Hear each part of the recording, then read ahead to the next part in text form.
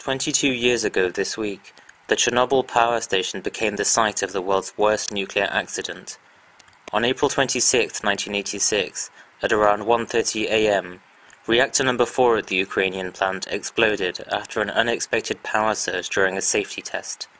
Nearby towns were evacuated, and the Soviet government bussed in thousands of emergency workers, the so-called liquidators, to clean up and build a sarcophagus over the plant.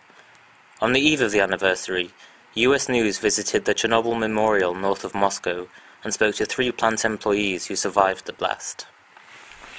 This is the memorial to my friends, people from Chernobyl. The first are buried here, from right to left. The first ones had already died at the beginning of May.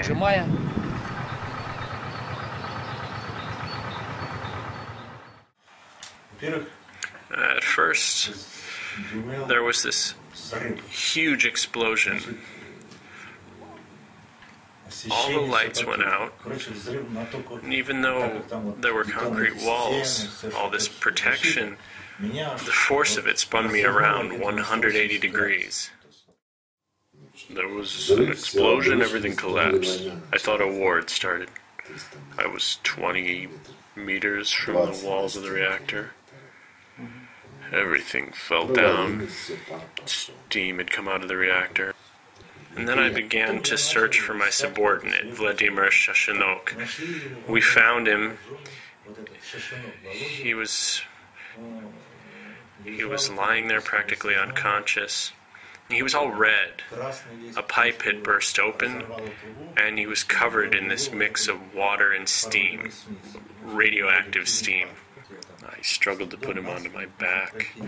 I got burns here, on my back, on my buttocks. You can see, because he was damp, and the stuff went through my clothes. See, and it burned me. I've had a lot of plastic surgery, around 30 operations. In 1986, I was 28. I was raised in the Soviet era. I lived the way, I lived like everybody else. School, factory, army, institute, work. And then, in one day, it all came to nothing. A few kilometers beyond Moscow's uniformed suburbs, the Chernobyl Memorial is set amid birch forests.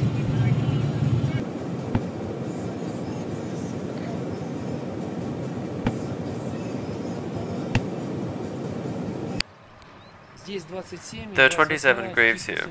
The 28th, Valery Khatemchuk's, is symbolic. He wasn't found in the first few hours after the accident, after which it became clear that there was a high level of radiation, and a decision was made not to look for him.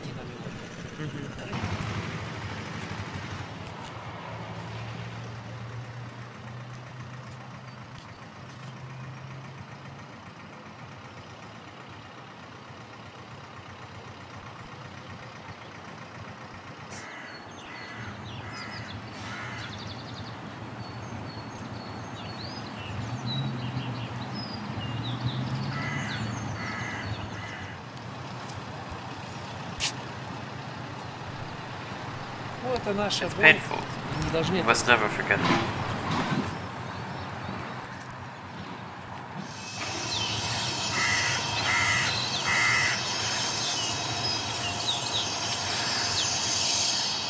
For US News and World Report, I'm Alistair G. reporting from Moscow.